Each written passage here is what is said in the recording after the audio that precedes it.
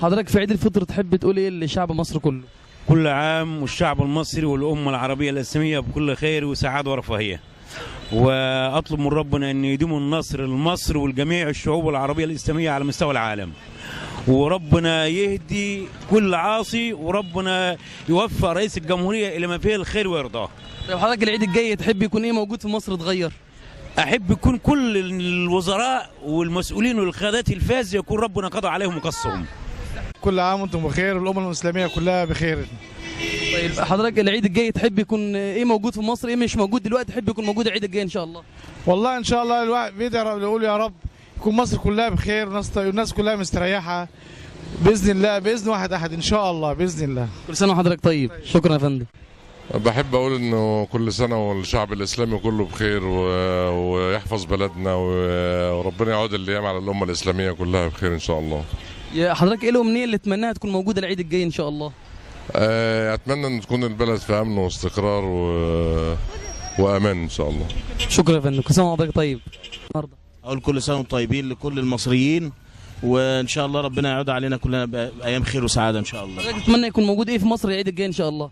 العيد الجاي نتمنى يكون في مصر تكون امنه وتبقى الشرطه نزلت وقامت بدورها اللي المفروض تعمله من زمان.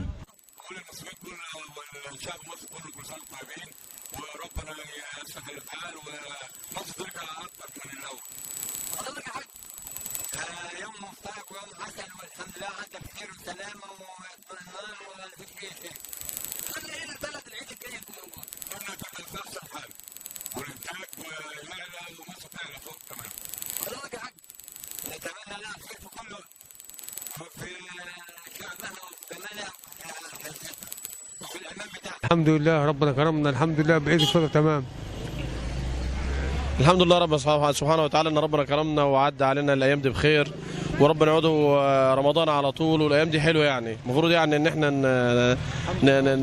ايوه ان احنا نتعظ فيها وناخد العزه فيها. طب العيد السنه دي هل هو في شيء مميز عن اي عيد سابق؟ ايوه طبعا المميز اللي فيه ان ربنا كرمنا برئيس محمد مرسي وزاح واحد زي حسني مبارك، ده اهم حاجه فيه. طيب تتمنوا ايه المره الجايه يكون موجود في مصر مش موجود دلوقتي، اتمنى يكون موجود السنه الجايه؟ الخير العالم كله. والخير موجود الحمد لله. الخير ايه اللي مش موجود دلوقتي تحب يكون موجود؟ الامان عاوزين الامان، يعني هي اكتر من الامان، عاوزين امان للناس الشريعه الاسلاميه تطبق، اي الحرام يقطع ايده، لو تقطع بس ده 4 ايدين بس بعد الناس على تبقى 100. كل عام وانتم طيبين، نسال الله يتقبل منا الصيام والقيام ويجعله لنا ويرزقنا الرحمه والمغفره. حضرتك تتمنى ايه يكون موجود العيد الجاي ان شاء الله في مصر؟ اتمنى ان شاء الله ان يكون ربنا وفقنا لنكون نحكم بشرعه كاملا. وحضرتك؟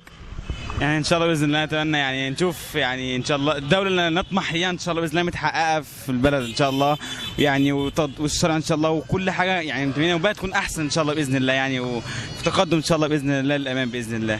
حضرتك تحب تقول في عيد الفطر؟ احب اقول للمصريين كلهم يقفوا ورا الدكتور محمد مرسي ويخليهم في كتفه. كل سنه وانتم طيبين، ويا رب السنه دي ان شاء الله تبقى اسعد سنه ان شاء الله، يعني بتولي محمد مرسي ان شاء الله رئيس الجمهوريه ان شاء الله باذن الله يعني. طب السنه الجايه ان شاء الله عيد الفطر الجاي تحب يكون ايه موجود ومش موجود دلوقتي؟ والله احب ان البلد تستقر ان شاء الله والبلد تكون في امان، يعني عشان خاطر البلد هنا ضعيفه شويه برضه، انا في الفيوم بالنسبه للفيوم برضه بالنسبه للامن وكده يعني مش قوي لسه، برضه ما رجعتش لسه الدنيا زي ما هي. حضرتك تحب تقول ايه النهارده؟ احب اقول كل الناس بسم الله الرحمن الرحيم. في الاول احب اقول لهم كلهم كل سنه وانتم طيبين بمناسبه عيد الفطر، ويا ريت ان الله لا يغير ما بقوم حتى يغيروا ما بانفسهم، فيا ريت الناس تبدا تغير من نفسها بجد عشان ربنا يهدي الاحوال بس. طب انتوا حاسين بحاجه مميزه في العيد ده عن اي عيد تاني ولا عادي زي اي عيد؟ هو بالنسبه للعيد اللي فات تختلف تماما عن العيد ده، لان العيد اللي فات ما كانش فيه حد اصلا ولا كان فيه رئيس ولا كان فيه اي حاجه، فكانت في قلق برضه، بس السنه دي يعني حاسس عشان خاطر يعني محمد مرسي ابتدى فعلا يظبط دنيته وبتاع، فان شاء الله باذن الله يعني اتوقع ان شاء الله ان البلد تتظبط ان شاء الله السنه، يعني السنه الجايه يبقى في الاحسن ان شاء الله. حضرتك؟ فعلا اخويا يعني قال حاجه جامده جدا، ان فعلا الشعب المصري محتاج يغير من نفسه الاول عشان خاطر البلد تطلع لفوق، يعني طول ما احنا كده مش هتطلع، هنفضل زي ما احنا، فلازم احنا اللي نغير نفسنا عشان خاطر البلد تبقى احلى. حضرتك؟ حضرتي اقول كل سنه وانتم طيبين برضه، وعيد مبارك من غير مبارك الحمد لله. كانت هذه تغطيه بوابه النور لصلاه عيد الفطر المبارك بمصلى الدعوه السلفيه بمدينه الفيوم.